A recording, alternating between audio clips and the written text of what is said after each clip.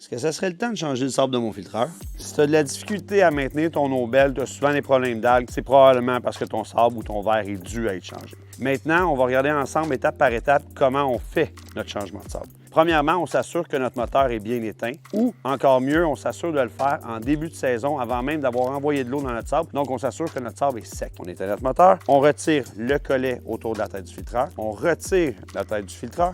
On peut le faire de deux façons. Donc, on peut soit, à l'aide d'un aspirateur de type Shop-Vac, venir aspirer tout l'ancien sable, ou si on n'a pas d'aspirateur de type Shop-Vac, on peut prendre un verre, une tasse qu'on va réussir à rentrer et on le sort petit peu à petit peu, ce qui peut être relativement long à faire. Donc, une fois qu'on a tout bien retiré le sable qu'on avait à l'intérieur d'un filtreur, on va venir sortir, on va avoir à replier nos ailettes et on va venir sortir notre latéral.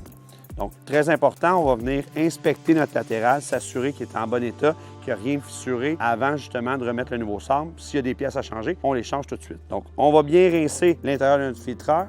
Une fois que c'est fait, on va remettre en place notre latéral. On va bien descendre les ailettes dans le fond pour les remettre en bonne position. Une fois qu'ils sont toutes remis en bonne position, on va venir insérer de l'eau à l'intérieur du filtreur, environ 2 à 3 pouces juste au-dessus des petits latérales, des petites ailettes. La raison, c'est simple, c'est lorsqu'on va verser le nouveau verre de filtration, on veut s'assurer qu'en tombant dans le filtreur, ça ne vienne pas briser justement notre pièce qui est déposée dans le fond. On va commencer à verser notre sable, mais avant ça, on s'assure autour de notre latéral de mettre un sac de plastique avec un élastique, tout simplement qu'on ne veut pas que le sable rentre à l'intérieur du tuyau. On va positionner et on s'assure de garder notre tuyau bien centré parce que lorsqu'on va remettre notre tête dessus, on veut que le tuyau soit centré pour que notre tête vienne bien s'appuyer.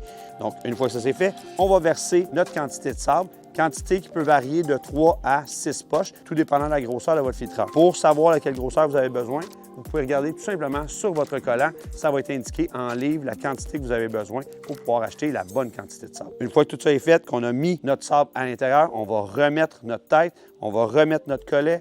Super important, la piscine, on doit la repartir à backwash. Pourquoi? Il y a beaucoup de poussière, de petites poussières fines lorsqu'on vient de mettre le nouveau sable. On ne veut surtout pas qu'elle se ramasse dans la piscine. Donc, on part ça à backwash, 2-3 minutes, un petit rince de 30 secondes. Par la suite, vous pouvez mettre ça à filtre et on se revoit dans 5 à 7 ans.